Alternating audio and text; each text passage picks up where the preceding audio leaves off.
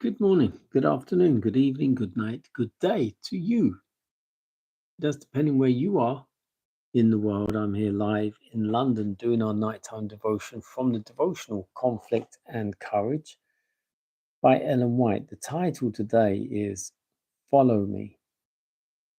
Luke 5:27 and 28. After these things, he went forth and saw a publican named Levi sitting at the receipt of custom. And he said unto him, Follow me. And he left all, rose up, and followed him.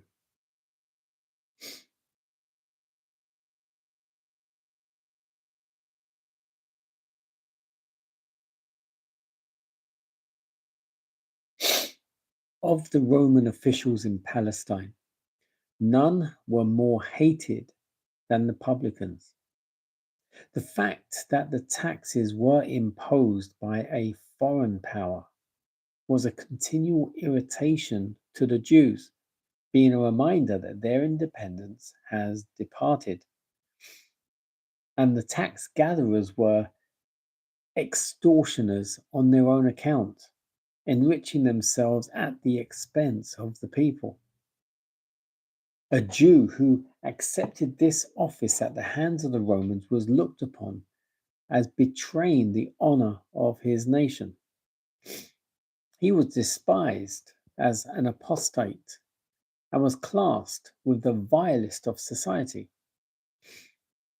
To this class belonged Levi-Matthew, who, after the 4 disciples at Gennesaret, was the next to be called to Christ's service.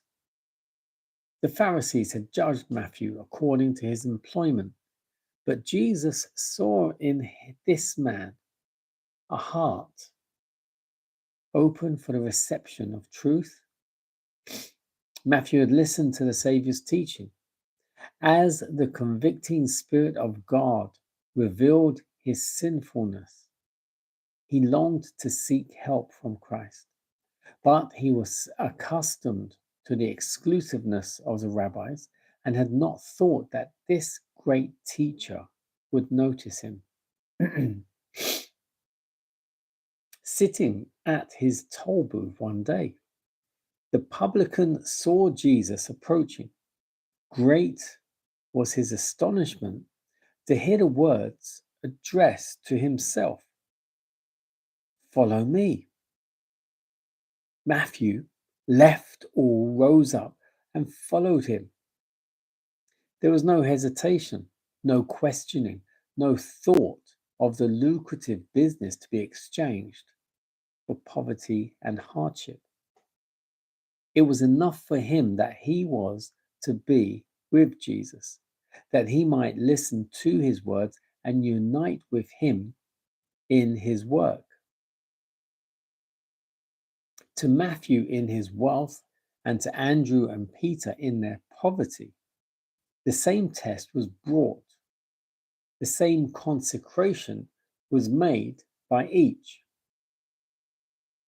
At the moment of success, when the nets were filled with fish and the impulses of the old life were strongest, Jesus asked the disciples at the sea to leave all for the work of the gospel. So every soul is tested as to whether to desire for temporal good or for fellowship with Christ, which is strongest.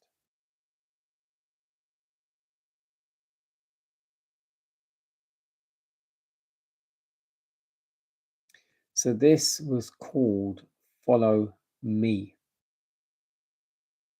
And it is based upon when Jesus saw Levi, who was the tax collector, or we know as Matthew. And the Christ saw through him, didn't see what he was doing, but he saw what he was. And he was open to the truth. He was open to learn, despite being a tax collector. In his heart, he wanted the truth. In his heart, he wanted to learn from Jesus. And that's why Jesus saw him and invited him, follow me, full well knowing that he would. And he did.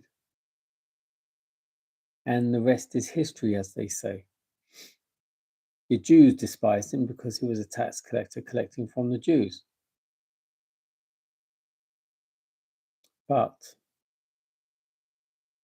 his heart was touched by the Spirit of God, and he humbled himself to follow the Christ.